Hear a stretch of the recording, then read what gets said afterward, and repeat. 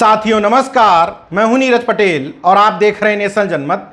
Bahujan Samaj party के मौजूदा शिखर पुरुष सतीश चंद्र मिश्रा की माताजी के नाम पर बनवाए गए डॉक्टर शकुंतला मिश्रा राष्ट्रीय पुनर्वास विश्वविद्यालय से एक ऐसी खबर आई है जो जन्मजात श्रेष्ठता और मेरिटधारियों के मुंह पर जोरदार तमाचा है।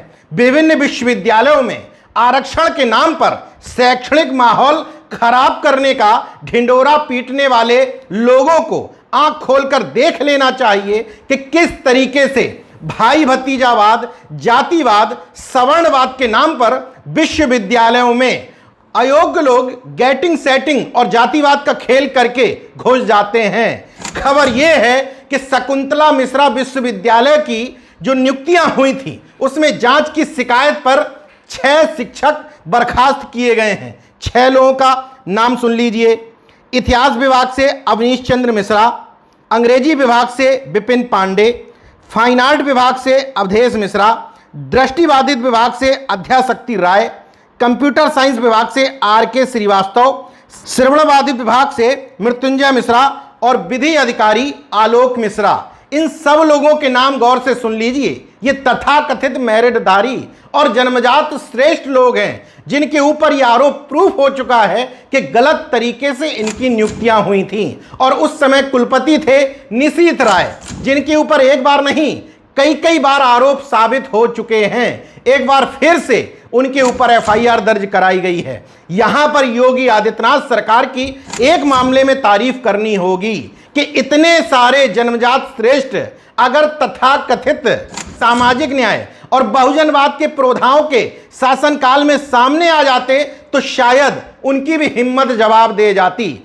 अब ये और बात है कि 6 में से जितने ब्राह्मण हैं अगर उतने ठाकुर होते तो इस जांच का रुख किस दिशा में बढ़ता ये मैं नहीं कह सकता, लेकिन जो 6 लोगों की बर्खास्तगी की गई है इस कदम की सराहना होनी चाहिए। एक अकेले विश्वविद्यालय की बात नहीं है। विभिन्न विश्वविद्यालयों में सिलेक्शन कमेटी में अगर जाति संतुलन, वर्ग संतुलन का ध्यान रखा जाए तो निश्चित तौर पर वहां जो NFS यानी कि नन फाउंड सुटेबल और जातिवाद का जो खेल होता है उसको परे रख करके वास्तविक में योग्य शिक्षकों की नियुक्तियां हो सकती हैं। शकुंतला मिश्रा विश्वविद्यालय और कुलपति निशीथ राय के कच्चे चिट्ठों पर हम अगले वीडियो में चर्चा करेंगे। पहले हमारे सहयोगी विनीत यादव से सुन लीजिए कि किन किन विश्वविद्यालयों में NFS का खेल करके OBC SC वर्ग के योग्य अभ्यर्थियों को सिलेक्शन पाने से रोक दिया गया है। उत्तर प्रदेश के बलिया जिले से एक खबर है आपके लिए। जननायक चंद्रशेखर विश्वविद्यालय बलिया में 2021 में कुछ वैकेंसीज निकली थी शिक्षकों की और उसके नतीजे आ गए हैं, जिसका फाइनल रिजल्ट जननायक चंद्रशेखर विश्वविद्यालय के वेबसाइट पर अपडेट हो गया है। पूरी खबर इस रिजल्ट के इर्द गिर्द घूमने वाली है। इस रिजल्ट में 2-3 जगह NFS लिखा है। अंग्रेजी, वाणिज्य और समाज कार्य विभाग में भर्तियां निकली थी। अंग्रेजी में असिस्टेंट प्रोफेसर के लिए निकले पदों में जो भर्तियां हुई हैं उसमें सामान्य वर्ग के लिए कैंडिडेट मिल गया, OBC के लिए कैंडिडेट मिल गया, लेकिन अनुसूचित जाति के लिए कैंडिडेट नहीं मिला। कोई भी उपयुक्त कैंडिडेट ही नहीं मिला। NFS not found suitable. उसके बाद वाणिज्य में जो पद थे असिस्टेंट प्रोफेसर के उनमें अनारक्षित में 2 प्रोफेसर मिले, अन्य पिछड़ा वर्ग में 1 प्रोफेसर मिल गए, लेकिन SC वर्ग में, अनुसूचित वर्ग में NFS नॉट फाउंड सुटेबल। और तीसरा समाज कार्य है। पता नहीं इसमें इनको कैसे एक व्यक्ति अनुसूचित वर्ग से बड़ी मुश्किल से फाउंड सुटेबल नजर आ रहा है। और मजे की बात यह है कि अनारक्षित और EWS के जरिए तकरीबन 2 सवर्ण समाज के प्रोफेसर तीनों ही डिपार्टमेंट में अब असिस्टेंट प्रोफेसर बनेंगे। तो ये जो सबसे जरूरी और सबसे पहली खबर थी जो हमने आपको बतानी थी। सबसे बड़ा सवाल ये उठता है कि भाई ये NFS क्यों और हमेशा OBC SC ST के नाम के आगे ही NFS लिखने की जरूरत क्यों है?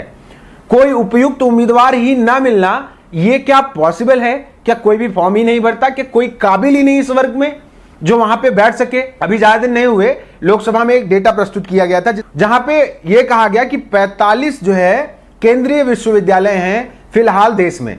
उन 45 में सिर्फ 7 ओबीसी के कुलपति हैं, एक एससी का, एक एसटी का, बाकी बचे हुए कुलपति सामान्य वर्ग से हैं। अब आप सोचिए कि क्या हालत है केंद्रीय विश्वविद्यालयों में और उच्च शिक्षा में, और उसका उदाहरण हमने सबसे पहले आपको चंद्रशेखर यूनिवर्सिटी का बता दिया, बलिया का। इतना ही नहीं, जब आप इसकी डिटेल में जाएंगे तो प्रोफेसरों के 1005 पद में से 880 पदों पर सिर्फ सामान्य वर्ग के लोग हैं, ओबीसी से 41 और एससी से सिर्फ 69। और जब आप एसोसिएट प्रोफेसर पर जाएंगे तो 2700 में से 2310 सामान्य वर्ग के, ओबीसी के 132 और एससी के 195। और जब आप असिस्टेंट प्रोफेसर पे जाएंगे तो 8668 पदों में से 5559 पर सामान्य है, ओबीसी 1567 पर, एससी 1042 पर और एसटी 490 पर। तो आप खुद कमोबेश ये आंकड़ा समझ सकते हैं कि क्या हो रहा है शिक्षा व्यवस्था में, और शिक्षा व्यवस्था में ओबीसी एससी एसटी के लोगों की क्या हालात हैं, किस तरीके से उनको प्रतिनिधित्व दिया जा रहा है और कैसे उनको एनएफएस लगा के हमेशा इस लायक ही नहीं समझा जा रहा है कि वो हायर एजुकेशन में पढ़ा भी सकते हैं। बस इतना ही नहीं, एक कांड हम आपको और बताएंगे। आगरा विश्वविद्यालय में पीएचडी प्रवेश परीक्षा का नतीजा आया। जब उसमें कट ऑफ पता चली तो वो चौंकाने वाली थी। अब आप समझ लीजिए, एक एक सब्जेक्ट वाइज मैं आपको बता देता हूं। कृषि रसायन व मृदा विज्ञान विषय में जनरल की कट ऑफ गई 90, ओबीसी की 100 और एससी की एसटी की 94। उसके बाद एग्रीकल्चर एग्रोनॉमी में जनरल की कट ऑफ बनी 100 पर और ओबीसी की 102 पर। उसके बाद agriculture animal husbandry and dairying में सामान्य की कट ऑफ गई 100 और ओबीसी की 104।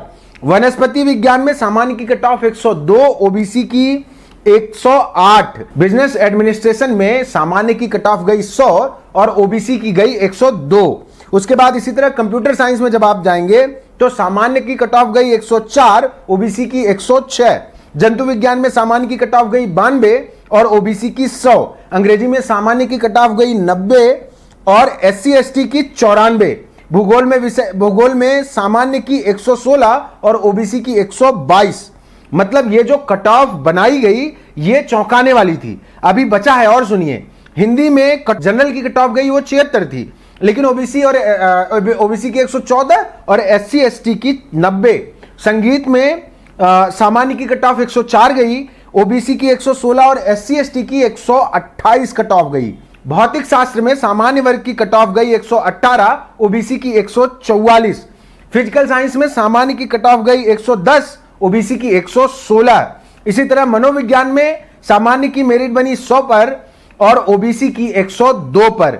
ये सारे मेरिट आप देख सकते हैं कि किस तरीके से एससी एसटी ओबीसी की मेरिट को ज्यादा अंकों के आधार पर बनाया गया और जनरल का कम पे। यह बताता है कि ओबीसी एससी एसटी को किस तरीके से फिल्टर किया जा रहा है केंद्रीय विश्वविद्यालयों और सामान्य विश्वविद्यालयों में भी।